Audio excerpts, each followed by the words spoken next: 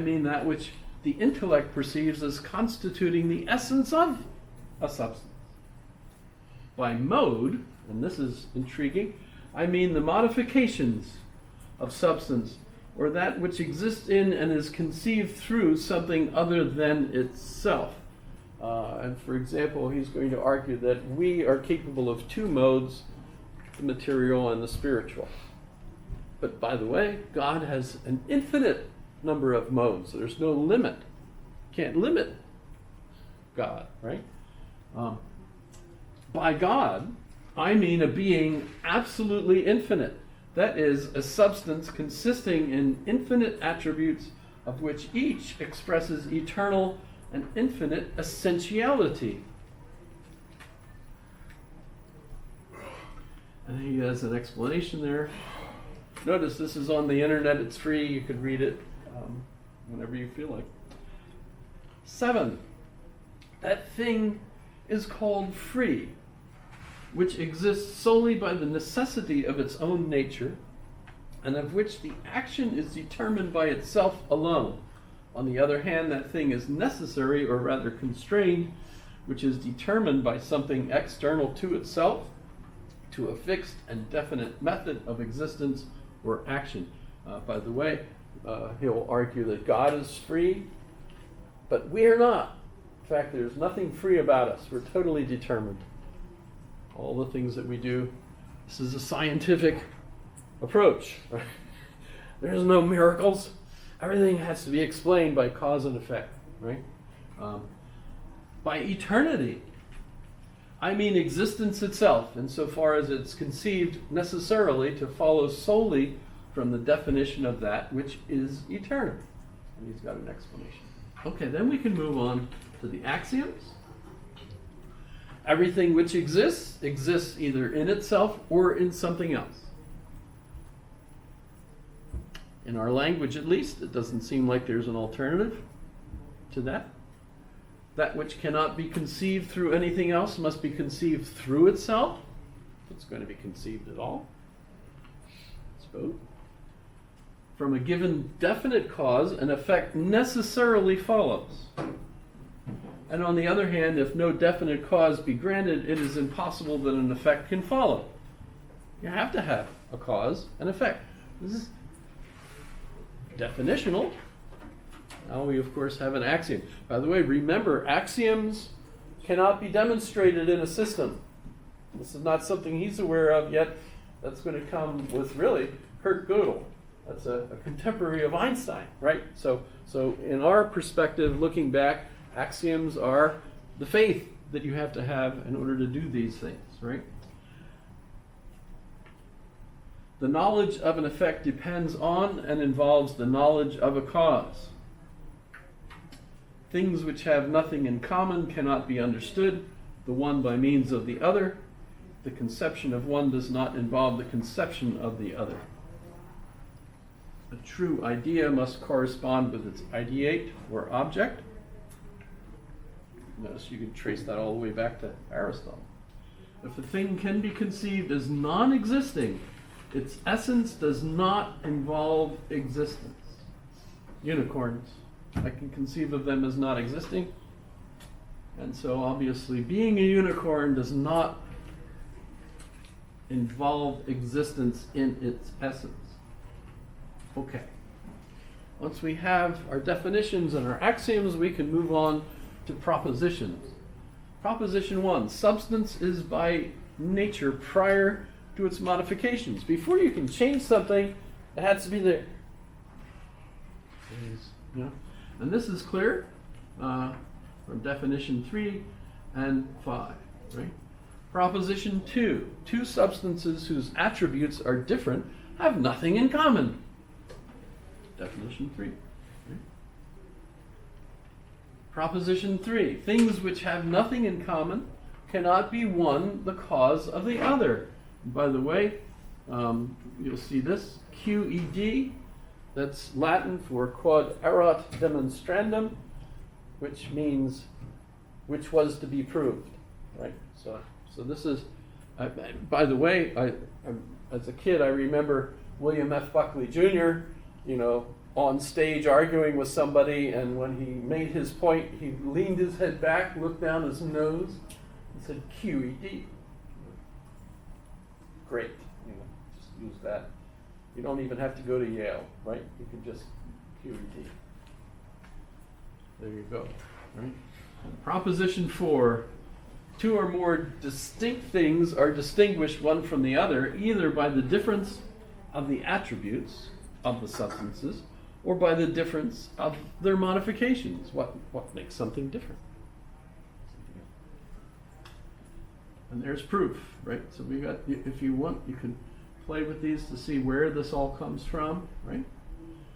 Proposition 5, there cannot exist in the universe two or more substances having the same nature or attribute. Well, because they'd be the same thing. Which is kind of fun. One substance, this is proposition 6, one substance cannot be produced by another substance because each substance is entire. Okay. And we have proof for that. And there's a corollary. Hence it follows that a substance cannot be produced by anything external to itself. Some of this is quite contrary to our usual use of the term, but as you notice, it follows from the definitions and the axioms. So what he's discovering here is that the scholastics have used these terms this way, never really followed through on the implications of all of these different words, right? He's going to do it. Proposition 8. Every substance is necessarily infinite.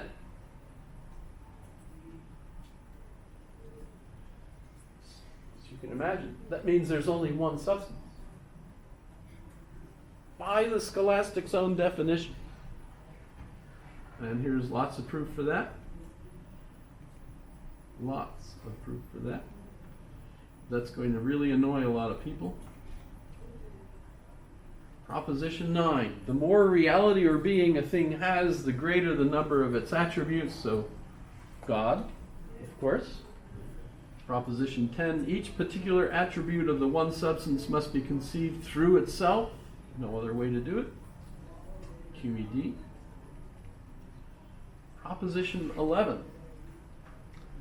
God, or substance, consisting of infinite attributes of which each expresses eternal and infinite essentiality, necessarily exists. So this is Spinoza's variant of the ontological argument. God necessarily exists, and we have proof. Therefore, God necessarily exists. Notice it takes off exactly off of Anselm and Aquinas. Therefore, God necessarily exists. Necessarily exists. Proposition 12. No attribute of substance can be conceived from which it would follow that substance can be divided.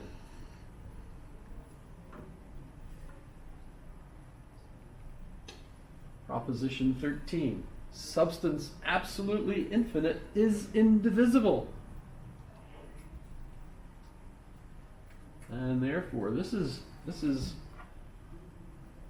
like the climax, I think, although it goes on. But here we go.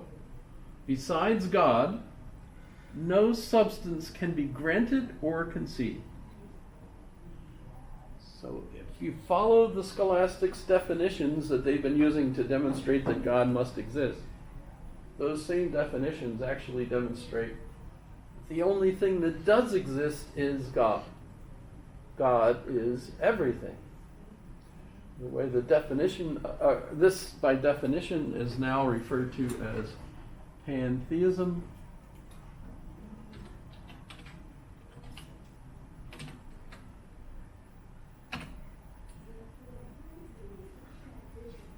The universe is identical to God, meaning God is everything, and everything is God.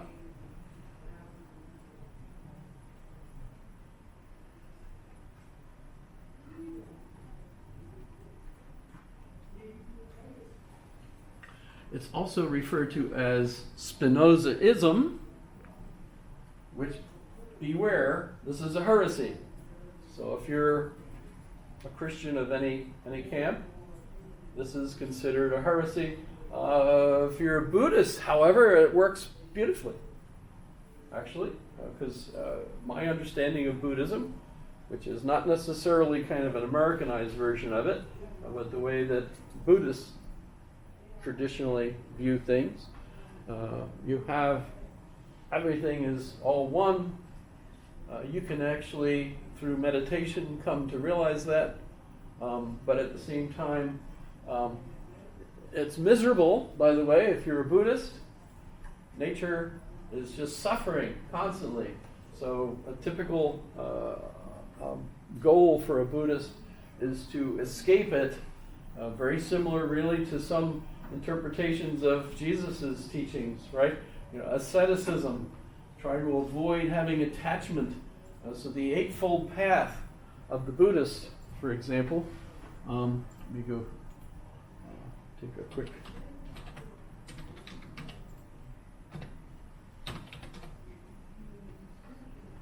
I don't know if any of you are Buddhists, but the Eightfold Path, right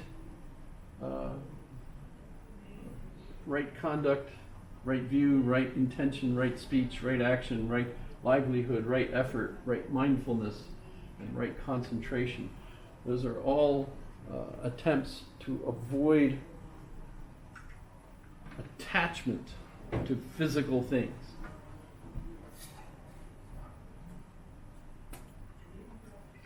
So, and no, there's no hint at all that Spinoza is associated or familiar with Buddhism. The first philosopher that seems to have been influenced in the West by Buddhism is Schopenhauer, who we haven't gotten to yet. Although